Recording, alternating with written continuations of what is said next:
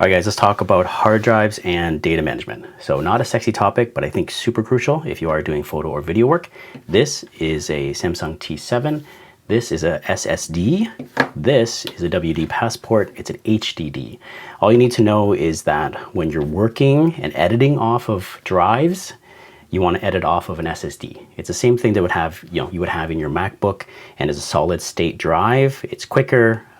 It will just, especially if you're doing video work or Lightroom work, it's not going to buffer on you. It's going to be just as if you were editing files off of your computer. And then if you've ever noticed it lags, because maybe if you're editing off this, these HDDs, these hard drives are slower. And so I always recommend editing off the SSDs, and then you archive on these HDDs.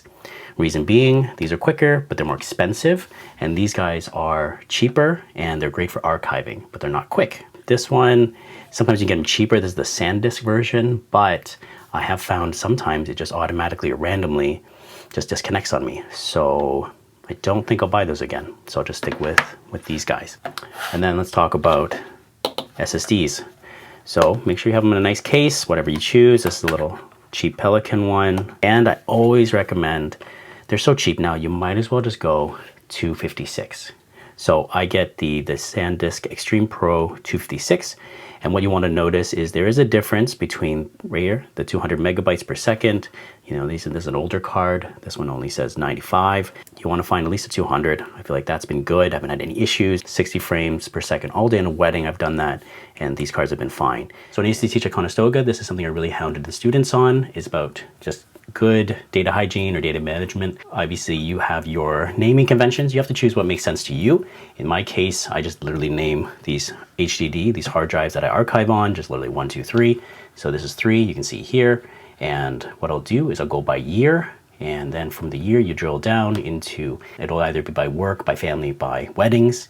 And so however you want. And so for me, my mind makes sense when I can at least filter by year, and then by the main categories. Like I said, if it's like a wedding or something like that, I always make sure it's the names of the couple _ wedding. Anyways, the keywords that you want to add in there are meant for you to be able to quickly search in the future. So just think of how you would normally look up something.